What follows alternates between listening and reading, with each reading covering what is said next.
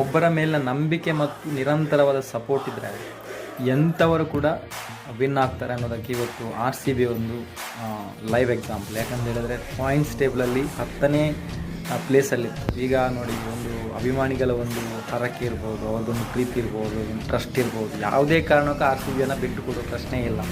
ಇವತ್ತು 5ನೇ ಸ್ಥಾನಕ್ಕೆ ಬಂದು ನಿಂತಿದೆ. ಅಂದರೆ ನಿರಂತರವಾದ ಸೋಲಿನ ನಂತರ ಮತ್ತೆ ಕಂಟಿನ್ಯೂಸ್ 5 ವಿನ್ ಆಗಿ ಇವತ್ತು ಟೇಬಲಲ್ಲಿ 5th ಪ್ಲೇಸಲ್ಲಿದೆ. ಅದೇನೇ ಇರಲಿ, ಆದರೆ ಒಂದು ಇದರಿಂದ ಮೋರಲ್ ಆಫ್ ದ ಸ್ಟೋರೀಸ್ ಯಾರೇ ಆಗಿರ್ಬೋದು, ನಮ್ಮ ಫ್ಯಾಮಿಲಿ ಮೆಂಬರ್ಸ್ ಇರ್ಬೋದು ಅಥವಾ ಫ್ರೆಂಡ್ಸ್ ಇರ್ಬೋದು, ಒಬ್ಬರು ಸೋಲ್ತಾರೆ ಅಂದ ತಕ್ಷಣ ಅವರನ್ನು ಬಿಟ್ಟು ಕೊಡೋದಲ್ಲ, ಅವರ ಜೊತೆ ನಿರಂತರವಾಗಿ ನಿಂತು ಅವರಿಗೆ ಬೆಂಬಲ ಕೊಟ್ಟರೆ ಆ ಒಂದು ನಂಬಿಕೆಗೆ ಅರ್ಹ ನಾವಿದ್ದೇವೆ ಅನ್ನೋದಕ್ಕೆ ಪ್ರೂವ್ ಮಾಡೋದಕ್ಕಾದರೂ ಅವರು ಪ್ರಯತ್ನ ಪಡ್ತಾರೆ.